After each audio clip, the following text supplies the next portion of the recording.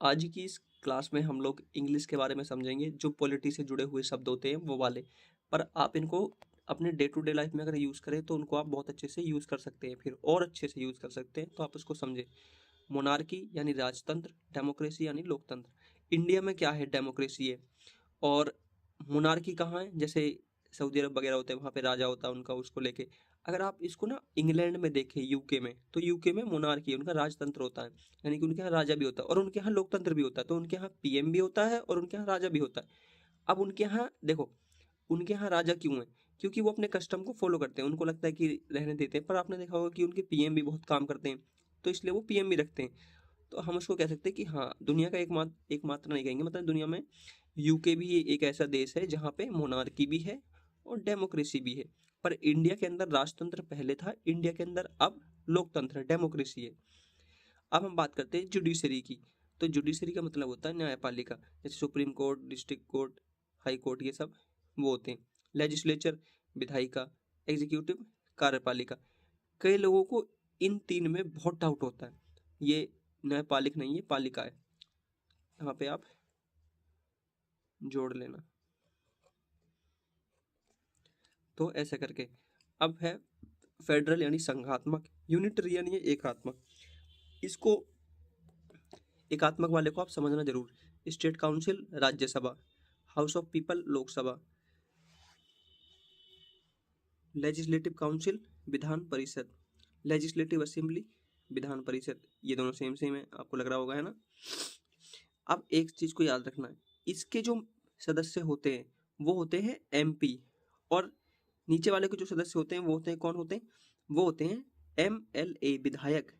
ठीक है, इसको आप ऐसे समझ, बिल्कुल। इसको अब इससे और किसी और इससे क्या इजी तरीके में समझाऊं मैं आपको।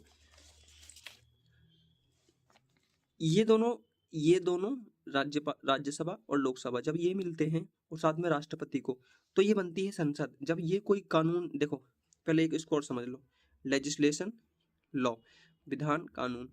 हम इंडिया के अंदर, आपने कहीं पे पढ़ा होगा, आप जब इंग्लिश को हिंदी में करोगे ना, तो वो थोड़ा ना बहुत डिफिकल्ट हो जाती है वो कानूनी वाली भाषा में। तो हम बहुत जगह पे कानून का यूज नहीं करते, हम बहुत जगह पे प्रयोग करते हैं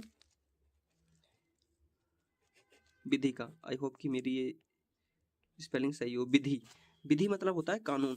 तो लेजिस्लेशन जो कानून बनाती है, लॉ पास करती है या उसको बनाती है, ठीक है।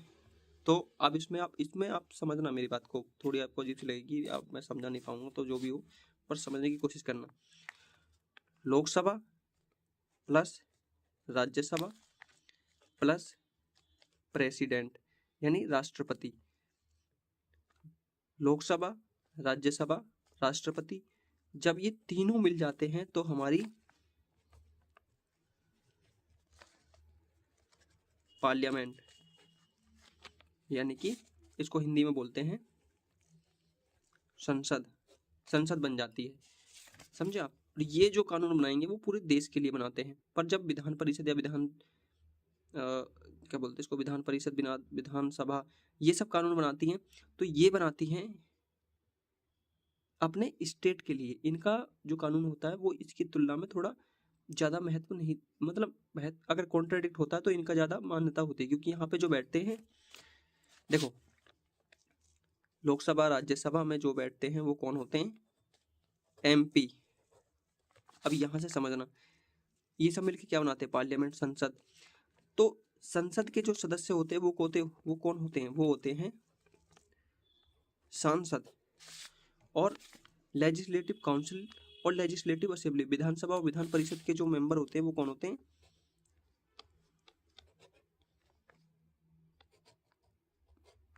MLA, member of legislative assembly. ये इसकी फुल फॉर्म होती है, इसको हिंदी में बोलते हैं हम विधायक। तो इसके वो होते हैं। इसके और भी बहुत सारी चीजें होती है इसके अंदर, पर शॉर्ट में आप इसको यही रखिएगा। एमएलए यानी विधायक और एमपी मतलब सांसद। एमपी मतलब मेंबर ऑफ पार्लियामेंट, जो पार्लियामेंट का मेंबर है वो होता है एमपी, और यानी सांसद। तो अब मैं समझ गया कि आपको मैं यहाँ तक गैस कर पा रहा हूँ कि आपको समझ में आ गया। अगर नहीं आया हो तो मेरे से फिर में आप कमेंट में पूछें, बताएं कि मेरे को ये समझ में नहीं आया, कहाँ पे समझ में नहीं आया। ये थोड़ा ज़्यादा ही इंपॉर्टेंट है, इसको आप समझिए। ये आपकी कंट्री से जुड़ा हुआ है। एक आम आदमी को और एक पढ़े लिखे को तो ये पता ही होना चाहिए इसमें क्या कैसे क्या काम करता है। तो आप ज़रूर मेरे को बताना कि आपको समझ में आया कि नहीं आया।